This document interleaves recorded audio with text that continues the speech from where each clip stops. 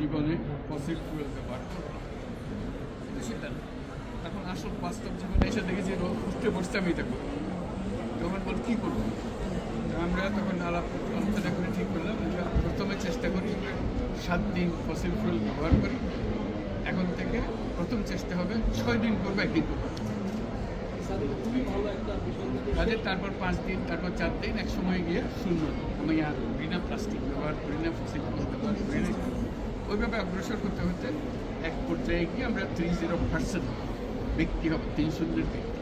এই 5 জন যদি 300 ব্যক্তি হয়ে যেতে পারে, আমরা বললাম যে সারা পৃথিবী 300 ব্যক্তি। জিনিসটা হলো নিজের হ্যাবিট, নিজের অভ্যাস। এই নিজের অভ্যাসের কারণে আমরা কাফারা দিতেছি যে আমাদের গাড়ি চড়তে হবে, আমাদের দেখতে হবে, করতে হবে, করতে গিয়ে দুনিয়ার সর্বনাশ করে দিচ্ছে। বেশি কার্বন নিঃসরণ সেই দেশগুলো বেশি অর্থ পাওয়ার পর বেশি তারাই সেই দেশের রাষ্ট্রপ্রধানরাই যুক্ত করবে। সেক্ষেত্রে কি আমরা এই পথে যে বিষয়গুলো আলোচনা পাবো না কিনতে পারছি আমরা বিষয়টা এভাবে বললে, জলবায়ু সমস্যাটা আমাদের ঘরে আগুন লাগানো, ঘরে আগুন লেগেছে। এখন ঘরে আগুন লেগেছে, এই যে বড় লোকের ঘরে চলছে না গরিব লোকের চলছে, এটা তো না, ঘর একটাই। এই পৃথিবী পড়ে গেলে সেখানে ধনী দেশ গরিব যে তাদেরকে সেই সতর্কতাটা দেওয়া, এটা ঘর একটা, পৃথিবী একটা।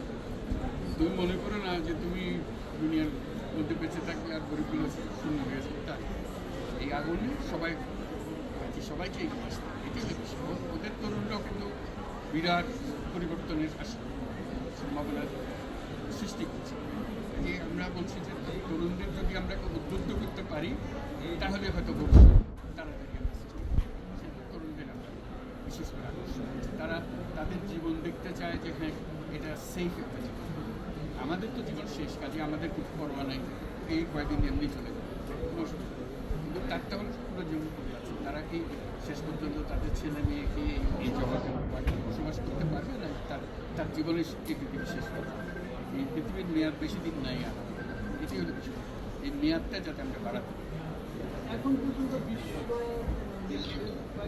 সাথে আপনি কথা বলছেন, কি মনোভাব আসলে তারা বোঝে না তাদের দেশে এই যে গ্রিন পার্টির সৃষ্টি হলো, কবে সৃষ্টি হলো? ওরা আন্দোলন শুরু করেছে বলে এটা। এই গ্রিন পার্টির কথা মনে করছে পাগল ছাগল কত জলবায়ু নিয়ে তারা পাগল মনে করছে। এই পাগলামি করতে করতে করতে করতে এখন এটা পলিটিক্যাল পার্টি এই পলিটিক্যাল পার্টি কিচ্ছু হবে না। শেষে তারা পার্লামেন্টে আসবে, তারা গভর্নমেন্ট ফর্মে গেল। কাজে এটা যে প্রসার হয়, এটা তো অতীত ইতিহাস তো আছে। তারপরে এখন যে কোনো তরুণ সমাজে গেলে এই বিষয়টা পরিষ্কারভাবে দেখা যায়, তারা ভেরি মাচ। কিন্তু এটা কোনো ট্রান্সলেট হচ্ছে, আমরা এখনো পুরনো ধাঁচের জগতে বাস করছি। এইবারে শেষ করিয়ে দেবো। প্যারিস জলবায়ু চুক্তি হওয়ার পরে সেটা নিয়ে কিন্তু বের হয়ে গেছে। এবার আবার নতুনভাবে তিনি কিন্তু এসছেন। সেক্ষেত্রে প্যারিস যে চুক্তি সেটা কিন্তু এখন পর্যন্ত বাস্তবায়ন হয়েছে। নতুনভাবে ডোনাল্ড ট্রাম্প আসার ক্ষেত্রে এটা কি শঙ্কার মধ্যে হচ্ছে কিনা যে আসলে এটা আবারও থমকে যাবে? বা আমরা দ্রুত শঙ্কার মধ্যে যাচ্ছি না, আমরা দেখি। আমি একটু আগে বলছিলাম যে আমরা ডোনাল্ড ট্রাম্প 1.0 দেখেছি, তার স্বভাব চরিত্র আর কথাবার্তা চলেছে। আমরা ট্রাম্প 2.0 দেখিনি। আসুক, তার কয়েক মাস সময় দেওয়া, আস্তে আস্তে আসুক, সে কী চরিত্র নিয়ে আসে, কী পলিসি নিয়ে আসে, দেখি তার পরিবর্তন হয়েছে কিনা। আমরা তাড়াতাড়ি থেকে নাকচ করে দেওয়া। অনেক ধন্যবাদ। অনেক ধন্যবাদ, থ্যাংক ইউ। আন্না আমরা তো গল্প করার জন্য এবার